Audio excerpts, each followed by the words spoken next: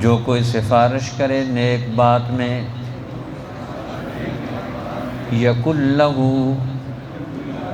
نصیب منہا، اس کو بھی ملے گا اس میں سے ایک حصہ۔ وَمَن يَشْفَعْ شَفَاعَةً سَيِّئَةً، اور جو کوئی سفارش کرے بری بات میں، یکن لہ کفل منہا، اس پر بھی ہے ایک بوجھ اس میں سے۔ وَكَانَ اللَّهُ عَلَىٰ كُلِّ شَيْءٍ مُقِیتًا، اور اللہ ہے ہر چیز پر قدرت رکھنے والا۔ وَإِذَا حُيِّيتُم بِتَحِیَّةٍ،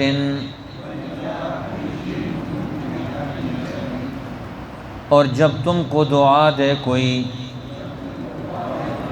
فَحَيُّوا بِأَحْسَنَ مِنْهَا، تو تم بھی دعا دو اس سے بہتر۔ اَوْ رُدُّوهَا، یا وہی کہو اس کو الٹ کر۔ ان اللہ،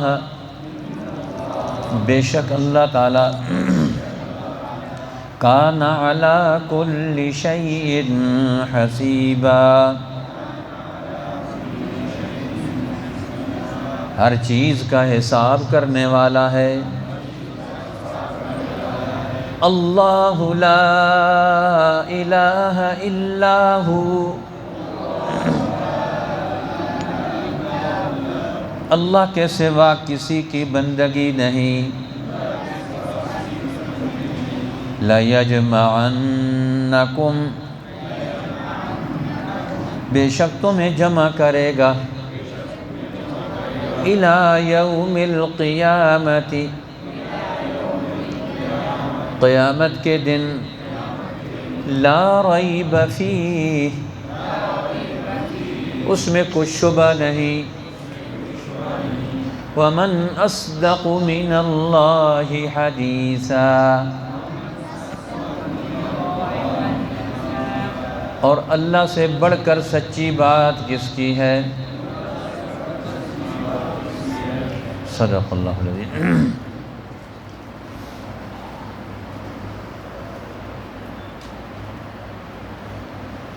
اللہ جل شانہ نے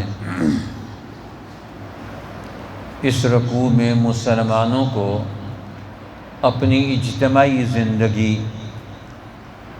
گھریلو زندگی، خاندانی زندگی، ملکی اور قومی اور بین الاقوامی زندگی گزارنے کے اسلوب، طریقے اور اس کے انداز سمجھائے کہ مسلمان کی زندگی دنیا کے سارے انسانوں سے سب سے زیادہ خوبصورت ہو، سب سے زیادہ اچھی ہو، سب سے زیادہ نفع مند ہو۔ ہم ایسی زندگی گزاریں، وہ کام کریں اپنی زندگی میں جس سے ہمارا بھی بھلا ہو، دوسروں کا بھی بھلا ہو۔ جدھر سے مسلمان گزرے وہاں دوسروں کا بھلا کرتا ہوا، نفع پہنچاتا ہوا، خیر دیتا ہوا، بھلائی دیتا ہوا، خوبصورتی بکھیرتا ہوا وہاں سے گزر کر جائے۔ اس لیے مسلمان کو ہر نیکی اور اچھائی اور بھلائی کے کام میں ایک دوسرے کا بھرپور تعاون کرنا ہوگا۔ یہ اللہ جل شانہ چاہتے ہیں۔ اللہ کا قرآن یہ ہر مسلمان سے تقاضا رکھتا ہے۔ یہاں بھی اسی کی طرف توجہ دلائیے ان آیات میں بھی کہ اب تمہیں کسی کے ساتھ تعاون کرنا ہے تو تم اس کی نیکی اور بھلائی کے کام میں تعاون کرو گے۔ من یشفع شفاعۃ حسنۃ، جو کوئی کسی کی سفارش کرے اور نیک کام میں سفارش کرے، بھلے کام میں، خیر کے کام میں سفارش کرے، یکن لہ نصیب منہا، تو سفارش کرنے والے کو بھی اتنا ہی اجر و ثواب ملے گا۔ ایک آدمی ضرورت مند ہے، دوسرا اس کے ساتھ تعاون کرنے کے لیے کھڑا ہو جاتا ہے، تو دونوں کو اجر اور ثواب ملے گا، دونوں کو بھلائی ملے گی۔ حضرت حدیث پاک میں آتا ہے عبداللہ ابن عباس رضی اللہ تعالیٰ عنہ مسجد نبوی میں اعتکاف بیٹھے ہوئے تھے، اور ایک آدمی کو دیکھا کہ وہ بڑا غمگین، بڑا پریشان حال مسجد میں آ کر بیٹھا ہوا۔ اب مسجد میں جو آ کر بیٹھتا ہے تو مسجد والے، مسجد میں آنے والے، مسجد میں بیٹھنے والے باقی لوگ بھی وہ اس کو دیکھتے ہیں، اس کی خیر کو اور اس کی اچھائی کو، سب چیزوں کو دیکھتے ہیں، محسوس کرتے۔ تو دیکھا کہ بڑا غمگین ہے، تو اس کو بلایا، فرمایا مالی اراک کئیبا حزینا، میں تجھے بڑا غمناک دیکھ رہا ہوں، پریشان حال دیکھ رہا ہوں، کیا مسئلہ ہے، کیا پرابلم ہے تیرے؟ تو کہنے لگا کہ میں نے ایک آدمی کا قرض دینا ہے، اور قرض کی مدت اجل آ پہنچی ہے، اور میرے پاس کوئی پائی پیسہ نہیں ہے کہ میں اس کو دے سکوں، تو میں اس لیے بہت پریشان ہوں۔ فرمایا اگر میں چل کر تیری سفارش کروں کہ تجھے کوئی اور ڈھیل دے دے، مہلت دے دے، ٹائم دے دے، تو اس نے کہا اس سے اچھی بات کیا ہو سکتی ہے کہ آپ کا وجاہت، آپ کی شان، آپ کا مرتبہ اور مقام، ظاہر ہے ہر آدمی اس کا خیال رکھے گا کہ میرے پاس کوئی چل کر آیا ہے کسی کی حمایت میں، کسی کی سفارش میں، تو وہ خیال رکھے گا۔ تو حضرت عبداللہ ابن عباس رضی اللہ تعالیٰ عنہ مسجد سے نکلنے لگے، تو اس نے کہا کہ حضرت آپ تو اعتکاف کی حالت میں۔ فرمایا ہاں مجھے پتہ ہے میں اعتکاف کی حالت میں ہوں، لیکن ایک مسلمان کے غم کو، پریشانی کو دور کرنا، یہ 10 سال کے اس کی حاجت پوری کر دینا 10 سال کے اعتکافوں کا ثواب رکھتا ہے۔ وہ نفلی اعتکاف میں تھے وہاں، اس اعتکاف کو توڑ دیا اور اس کی حمایت میں، اس کی سفارش میں چل کر اس کے لیے گفتگو کرنے کے لیے تیار ہو گئے۔ کہتے ہیں والعہد قریب، اور جب اس نے یہ مسئلہ اٹھایا کہ آپ تو اعتکاف کی حالت میں ہے، تو وہ رسول اللہ کے دنیا سے پردہ فرمانے کا زمانہ قریب تھا۔ صحابہ کے دل بار بار وہ اس غم میں، وہ پریشان حال تھے۔ والعہد قریب، رسول اللہ کی دنیا سے جانے کا زمانہ قریب تھا۔ جب اس نے مسئلہ اٹھایا تو فوراً حضرت عبداللہ ابن عباس نے قبر اطہر کی طرف اشارہ کر کے فرمایا سمیت صاحب ھذا القبر، میں نے اس قبر میں محو آرام پیغمبر اعظم سے یہ ارشاد سنا ہے کہ جو مسلمان کسی مسلمان کی حاجت اور ضرورت کو پورا کرے، اللہ اس کو 10 سال کے اعتکافوں کا ثواب عطا فرما دیتے ہیں۔ آنکھوں سے آنسو بہہ پڑے رسول اللہ کا نام سن کر، آپ کے فراق کو یاد کر کے، آپ کی باتوں کو دل و دماغ سے محسوس کرتے تھے۔ تو قرآن کہتا ہے میں آپ کی جو نیکی میں سفارش کرتا ہے یقل لہ کفل منہا، اس کو بھی اس کا پورا پورا بدلہ ملے گا۔ تو ہر آدمی کسی کا معاون بن جائے، سفارشی بن جائے۔ اور دوسرا فرمایا وَمَن يَشْفَعْ شَفَاعَةً سَيِّئَةً، اور جو کسی کی برائی میں، گناہ میں سفارش کرے، کسی مجرم کو، ظالم کو وہ چھڑوانے کی سفارش کرے، تو فرمایا یقل لہ کفل منہا، وہ اس کے لیے اس کا وزر اور بوجھ بن جائے گا۔ جس طرح ایک مخزوم قبیلے کی فاطمہ عورت نے چوری کی، اس کی چوری وہ شہادت اور گواہوں سے ثابت ہو گئی، آپ صلی اللہ علیہ وسلم نے اس کی سزا کو بیان کر دیا، نافذ کر دیا کہ اس کا ہاتھ کاٹا جائے۔ اب وہ پریشان ہو گئے قبیلے والے لوگ، اور انہوں نے کہا کہ یہ تو ہمارے خاندان کی ناک کٹ جائے گی، ہماری عورت کا ہاتھ کٹ جائے گا۔ تو انہوں نے کہا کہ رسول اللہ سے سفارش کرو۔ انہوں نے کہا سفارش کون کرے اب اس کی جان چھڑانے کے لیے؟ تو انہوں نے کہا کہ رسول اللہ، اسامہ ابن زید رسول اللہ کو بہت محبوب ہے، حب رسول اللہ، رسول اللہ کو بہت پیارے ہیں۔ زید، ان کو لوگ زید ابن محمد کا کہتے تھے، آپ نے ان کو منہ بولا بیٹا بنایا تھا، اور اسامہ گویا کہ آپ کے پوتے لگے اس اعتبار سے۔ قرآن کی آیت آئی تو آپ نے فرمایا اب اپنے باپ سے نام لو، لیکن شروع میں عرصہ دراز تک لوگ ان کو زید ابن محمد ہی کہتے تھے کہ رسول اللہ نے ان کو اپنا منہ بولا بیٹا بنایا تھا، غلام تھے آزاد کیا، اور ان کے بیٹے سے بہت پیار کرتے تھے۔ تو فرمایا ان کو جا کر کہو۔ اب حضرت اسامہ جا کر رسول اللہ کی خدمت میں سفارش کرتے ہیں، یا رسول اللہ، ان لوگوں نے مجھے سفارشی بنا کر بھیجا ہے کہ آپ اس کی سزا معاف کر دیں۔ اللہ کے پیغمبر لیٹے ہوئے، غصے سے چہرہ سرخ ہو گیا، اٹھ کے بیٹھ گئے اور فرمایا اسامہ اتشفع فی حد من حدود اللہ، کیا تو اللہ کی حدود کے قیام میں اس کی راہ میں رکاوٹ ڈالنے کے لیے سفارش کرنے کے لیے آیا؟ اتشفع فی حد من حدود اللہ، کیا تو اللہ کی حدود میں رکاوٹ ڈالنے کے لیے آ گیا؟ سفارش ایک حمایت ہے، سفارش ایک تعاون ہے۔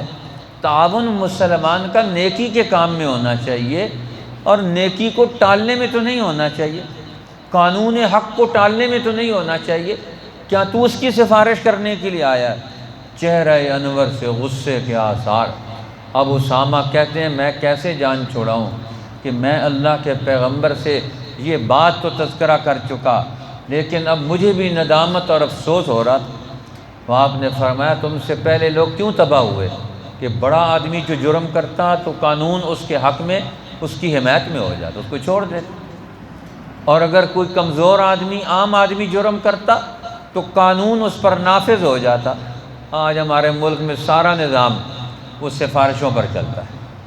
ٹھیک ہے، ایک آدمی کا جو حق بنتا ہے وہ اپنے حق کے لیے تو سفارش کروا سکتا ہے، لیکن دوسرے کے حق پامال کرنے کے لیے سفارش کروانا، دوسروں کو اس کے حق سے محروم کرنے کے لیے اپنی سفارش کروانا، یہ سفارش کرنا بھی غلط ہے، سفارش کرانا بھی غلط ہے۔ اب تو ہمارا پورا سفارشی کلچر بن گیا، کسی دفتر میں بغیر سفارش کے، بغیر کسی منہ لگے کہ کوئی آدمی کام نہیں کرتا، اب کسی کا کام نہیں ہوتا۔ یہ بہت بڑا جرم ہے، بہت بڑا ہمارے ملک کا زوال ہے کہ ہر آدمی پاکستان میں رہنے والا، اس کا کوئی کام کسی سفارش کے بغیر یا رشوت کے بغیر نہ ہو۔ یہ بہت بڑی معاشرتی خرابی، قانونی خرابی، دینی اور ایمانی خرابی ہے، جس کا ہمارا پورا نظام شکار ہو گیا۔ اب ہر آدمی وہ کسی نہ کسی کو حمایتی اور سفارشی کھڑا کرتا ہے، لیکن فرمایا نیکی کے کام میں سفارش کرنا تو اچھی بات ہے، لیکن گناہ کے کام میں سفارش کرنا، ہاں اگر کسی سفارش سے کسی گناہ گار کو، مجرم کو ہٹانے کا راستہ مل جائے اور اس میں کسی کا نقصان نہ ہو، کسی کا نقصان نہ ہو، تو ایسی سفارش اس کو گناہ سے واپس بھی لا سکتی ہے۔ امام ابو حنیفہ کا ایک پڑوسی ساری رات ان کے پڑوس میں غل غبارہ کرتا اور وہاں شراب پیتا، ناچ گانے کی محفلیں لگاتا۔ ایک دفعہ انہوں نے کبھی بھی اس کی شکایت نہیں کی جا کر کسی سے کہ میں تنگ کرتا ہے۔ ایک دفعہ پولیس والوں نے، کوتوال نے اس کو پکڑ لیا اور پکڑ کے لے گئے تھانے میں گئے۔ اس کو انہوں نے کہا تیرے اوپر تو سزا لگے گی کہ تو نے جرم کیا اور دوسروں کو بھی تو تنگ کرتا۔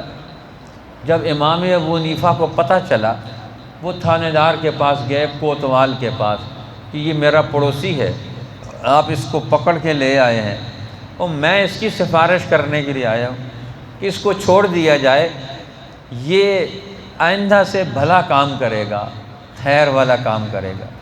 کہتے ہیں پورا محلہ میرا مخالف تھا، سارے مجھ سے تنگ تھے، لیکن ایک آدمی امام ابو حنیفہ وہ اس کی حمایت میں کھڑے ہو گئے اور اس کو کہا اس کو چھوڑ دیا جائے۔ انہوں نے کہا آپ رکا لکھ کے بھیج دیتے، ہم چھوڑ دیتے، آپ کو آنے کی ضرورت نہیں تھی۔ پر میں نے، یہ میرا پڑوسی ہے اور پڑوس کا حق بنتا ہے۔ لیکن پڑوسی کی شکایت لے کر نہیں گئے، پڑوسی مشکل میں پھنسا تو چھڑانے کے لیے گئے، اور نیت ارادہ یہ تھا کہ اب اس کو سمجھ آئے گی کہ نیکی کس چیز کا نام ہے، اور نیک لوگ کیسے ہوتے ہیں، وہ انتقام نہیں لیتے، وہ بھلائی کا جذبہ ارادہ ہے۔ اس نے اسی وقت نیت کر لی کہ اب آپ سے میں وعدہ کرتا ہوں کہ آئندہ میں کبھی بھی کوئی گناہ کا کام نہیں کروں گا۔ دیکھو یہ بھی تربیت کا انداز ہے کہ سزا دینا مقصد نہیں ہے، گناہ سے ہٹانا مقصد ہے۔ اب سفارش کے ذریعے سے گناہ کو قائم کیا جائے، غلطی کو قائم کیا جائے، قرآن کہتا ہے یہ مسلمان کا کام نہیں ہے، وہ گناہ میں تعاون کرنے والا بنے۔ کیوں؟ یاد رکھو کان اللہ علی کل شیء مقیتا، اللہ ہر چیز پر قادر ہے، ہر چیز کا حصہ بانٹنے والا ہے۔ نیکی اور بدی کے حصے دینے میں اس کو کوئی دشواری نہیں ہے۔ جو نیکی کا کام کرے گا اس کو نیکی کا تعاون اور اس کا اجر و ثواب دے گا، جو گناہ کا تعاون کرے گا گناہ کا اجر و ثواب وہ اس کو ملے گا۔ اس لیے نیکی کی، کسی مظلوم کی حمایت میں کھڑا ہونا، کسی غریب کمزور کی سفارش کرنا، کسی حقدار کی سفارش کرنا، اس میں کوئی حرج کی بات نہیں۔ حضرت شاہ اسحاق صاحب محدث دہلوی رحمۃ اللہ علیہ، ان کے ایک نواب صاحب شاگرد اور مرید اور تعلق دار تھے۔ لوگوں کو پتہ چل گیا کہ یہ حضرت کی شاہ صاحب کی بات مانتا ہے، تو وہ جو آتا کہتا ہے کہ میری لیے سفارش کر دیں، وہ رکا لکھ کے بھیج دیتے۔ اب اتنے رکے گئے کہ وہ نواب صاحب تنگ ہو گئے اور آ کر کہنے لگے کہ حضرت آپ اتنی سفارشیں کرتے ہیں، اتنے رکے لکھتے ہیں کہ اب یہ تو میرے بس میں نہیں ہے میں ہر ایک کا مسئلہ حل کروں۔ فرمایا بھائی یہ تو ہو نہیں سکتا، جو ہمارے پاس آئے ہم جو کر سکتے ہیں ہم اس کا تعاون کریں گے، ہم رکا لکھ سکتے ہیں، آپ نہیں کر سکتے اس رکے کو اٹھا کے پھینک دیں، آپ کے بس میں نہیں ہے تو چھوڑ دیں، بس میں ہے تو کریں۔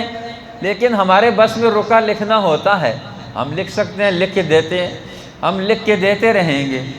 آپ کا بس نہیں چلتا تو جہاں بس چلتا ہے تو کام کریں، جہاں نہیں چلتا تو چھوڑ دیں، ہماری طرف سے آپ پر کوئی الزام نہیں، کوئی حجت نہیں، کوئی دلیل نہیں۔ اس لیے لیکن ہم پیچھے نہیں ہٹیں گے، جس کی سفارش کرنی ہو اور جو ہم سے مدد مانگے ہم اس کی مدد نہ کریں، یہ نہیں ہو سکتا۔ اس لیے قرآن نے مزاج یہ دیا، اور یہ مزاج ڈھل گیا صحابہ میں، تابعین میں، اولیاء اللہ میں، بزرگوں میں، سب لوگوں میں یہ مزاج ڈھل گیا۔ کہتے ہیں ایک بڑے اولیاء اللہ میں سے دلی میں آئے، بادشاہ سے ملنے، وہ دلی میں آئے، غالباً خواجہ معین الدین چشتی اجمیری، اب دلی میں آئے تو اس سے کسی نے پوچھا، بڑے بڑے حکمران بادشاہ بھی باہر نکل کے استقبال کیا، اور ان کے مرید تھے وہاں، جن کے سینکڑوں مرید اور بادشاہ بھی مرید تھا، نکل کر استقبال کیا۔ استقبال کر کے دلی شہر میں پہنچے تو فرمایا میں تو دلی شہر میں اس غریب کی سفارش کرنے کے لیے آیا ہوں، اس کا مسئلہ حل کر دیں۔ بادشاہ نے کہا یہ رکا لکھ کے بھیج دیتے۔ شیخ نے کہا یہ خواجہ بختیار کاکی نے کہ حضرت آپ مجھے لکھ کے دے دیتے کہ میں اس کی سفارش بادشاہ سے کر دیتا۔ فرمایا نہیں، یہ میرے پاس آیا تھا کہ آپ چل کر بادشاہ سے میری بات کریں کہ میرا مسئلہ حل کر دے۔ تو اجمیر سے چلے دلی گئے، ایک عام آدمی کی اس کے مسئلے کے حل کے لیے بادشاہ کے پاس سفارش کرنے کے لیے، تو وہاں چل کر پہنچے کہ اس کا مسئلہ حل ہو جائے۔ تو اب یہ بھی ایک مزاج تھا، بادشاہ بھی خیال رکھتے تھے کہ کوئی آدمی آیا ہے اس کا مسئلہ حل کرنا ہے۔ اب تو کوئی کسی کے مسئلہ حل کرنے کے لیے تیار ہی نہیں ہوتا، کہتے ہیں کون سی بیل بجائیں گے تو کام کرنا ہے، کون سی بیل بجائیں گے تو کام نہیں کرنا۔ جی اب تو افسران بالا نے کوڈ ورڈ رکھے ہوئے ہیں، کام نہیں کرنا ہے اس کا، اس کو ادھر سے نکالو اس کا کام نہیں کرنا ہے، اس کو ادھر سے نکالو اس کا کام کرنا ہے۔ بھائی اللہ نے آپ کو اختیار دیا ہے، اس اختیار کا صحیح استعمال کرو۔ اب دوسری بات پھر اجتماعی رویہ وہ کیا ہونا چاہیے محبت کا۔ وَإِذَا حُيِّيتُم بِتَحِيَّةٍ فَحَيُّوا بِأَحْسَنَ مِنْهَا، جب تم آپس میں ملو ایک دوسرے کو دعا دو۔ جب مسلمان سے ملے تو دعا دے، جب کوئی کام کرے تو دعا دیں، جب کوئی بچہ آپ کی مجلس میں آئے، دوست آئے تو سلام کرنے کے بعد اس کو دعا دیں۔ جی کسی نے پانی دیا اس کو دعا دیں۔ پہلے دور میں ہماری مائیں بہنیں، اللہ تیری زندگی کو آسان بنائے، اللہ تجھے علم دے، اللہ تیرے مال میں اضافہ کرے، اللہ تیری نسلوں کو بڑھائے، اللہ تیری رزق میں برکت دے، اب یہ مختلف قسم کی دعائیں دیتے تھے، ہر آدمی گزرتا ہوا، جو بزرگ گزرتا ہے سر پہ ہاتھ رکھتا ہے بچے کو، جو سلام کرتا ہے تو اس کو دعا دیتے ہیں۔ تو فرمایا یہ جب بھی ملو، جب تم کو کوئی دعا دے فَحَيُّوا بِأَحْسَنَ مِنْهَا، تم اس سے بہتر دعا دو اس کو۔ اب عربوں میں یہ مزاج ابھی بھی ہے، ہر ایک سے ملتے ہیں سلام کے بعد کہتے ہیں حیاک اللہ، اللہ تجھے زندگی دے، جی اللہ تجھے فلاں کام کرے، اللہ تجھے فلاں چیز دے، اللہ تجھے فلاں نعمت دے۔ وہ سلام کے بعد جب ملتے ہیں بار بار ہر تھوڑی دیر کے بعد دعا دیتے ہیں اس کو۔ ہمارے ہاں یہ مزاج ختم ہو گیا ہے، نہ بڑوں میں رہا، نہ چھوٹوں میں رہا، نہ عورتوں میں رہا۔ جو بچہ ملتا ہے، جو کوئی چھوٹا سا کام کرتا ہے اس کو دعا دیتے تھے، اللہ تجھے علم میں ترقی دے دے۔ اب اس کا شوق بن جاتا ہے، وہ اور زیادہ کام کرتا ہے۔ اب ہمارا یہ مزاج، ہماری تہذیب میں سے یہ ہماری روایات ختم ہو گئی ہیں دعا دینے والی۔ قرآن کہتا ہے فَحَيُّوا بِأَحْسَنَ مِنْهَا، اس سے بہتر دعا دو اس کو، اور رُدُّوهَا، یا جتنی اس نے دعا دی ہے اتنی دعا تو دو۔ اللہ تجھے حیاتی دے، اللہ تجھے زندگی دے، اللہ تجھے نفع دے، اللہ تیرے قدموں کو بابرکت بنائے۔ جی جب مہمان آتا تھا اس کو سینکڑوں قسم کی دعائیں لوگ دیتے تھے، اہلاً و سہلاً و مرحباً۔ اب مہمان آتا ہے دل میں کڑتے ہے، پتہ نہیں کیا مصیبت آ گئی، اب اس کو پانی پلانا پڑے گا، کھانا کھلانا پڑے گا، چائے پلانی پڑے گی، اس کے پاس بیٹھنا پڑے گا۔ اب پہلے لوگ دعائیں دیتے تھے، ایک دوسرے کے لیے خیر کی چاہت کا اظہار کرتے تھے۔ تو قرآن کہتا ہے یہ تو تحیّتاً، تحفہ دینا، ایک دوسرے کو ہدیہ دینا۔ پیسے نہیں دے سکتے تو دعا تو دے سکتے ہو، ہر آدمی دعا دے سکتا ہے۔ کھلا دل رکھو اپنا، کھلی زبان سے دعائیں دو، اللہ نے دینا ہے، تھوڑے تم نے دینا ہے۔ جی بھئی اللہ سے نہیں دلوا سکتے ہو، ہر آدمی ہر وقت ہر آدمی کی سفارش کرے اللہ سے، بچوں کی، بوڑھوں کی، جوانوں کی، پڑوسیوں کی، مسافروں کی، جس سے ملو اس کو دعا دو۔ اور دعا کیا ہے؟ اللہ تجھے زندگی دے تو آپ نے دینی ہے، اللہ تجھے مال دے اللہ سے سفارش کرنی ہے۔ اور اللہ کے خزانے اتنے، حدیث قدسی ہے، اللہ فرماتے ہیں لو ان اولکم وآخرکم وانسکم وجنکم، پہلے پچھلے جن انسان سارے کے سارے اکٹھے ہو جائیں، ہر ایک آدمی اپنی چاہت کے مطابق اللہ سے مانگے، اللہ تعالیٰ ہر ایک کو اس کی چاہت کے مطابق دے دے۔ فرمایا ما نقص ذالک، سب کو دے کر اللہ کے خزانوں میں اتنی کمی بھی نہیں ہوتی، جس طرح ایک سوئی سمندر کے اندر ڈالی جائے، واپس نکالی جائے تو اس سوئی کے ساتھ کتنا پانی آئے گا۔ اللہ کے خزانوں میں کمی نہیں آتی، ہمارے ارادوں میں کمی آ گئی، ہمارا دل تنگ ہو گیا، خیال تنگ ہو گیا۔ تو قرآن کہتا ہے اپنے دل کو وسیع کرو، اپنے عقل کو وسیع کرو، اپنے خیال کو وسیع کرو، سب کو شامل کرو اللہ کی رحمت میں، سب کو شامل کرو اپنی نیکی کے خیال میں۔ کیوں نہیں کرتے ہو؟ فرمایا سب کو دعائیں دو، اللہ تو سب کو دے دے۔ یہ ہمارے حاجی صدیق صاحب ہر وقت دعائیں کرتے رہتے ہیں، اللہ تعالیٰ ان کو اور زیادہ برکتیں دی، جدھر جاتے ہیں یہ ہمارے لیے بھی دعائیں کرتے رہتے ہیں، مسجد کے لیے بھی۔ اب سب لوگ دعائیں مانگا کریں، اور ایک دوسرے زبانی بھی دعا مانگنا، پیٹھ کے پیچھے بھی دعا مانگنا، سامنے بھی دعا مانگنا، یہ بڑی خیر کی بات۔ اب دیکھو رسول اللہ صلی اللہ علیہ وسلم جس آدمی کے پاس جاتے ہر ایک کے لیے اسپیشل دعا کرتے۔ حضرت انس کی والدہ بیٹے کو لے کے آئی، یا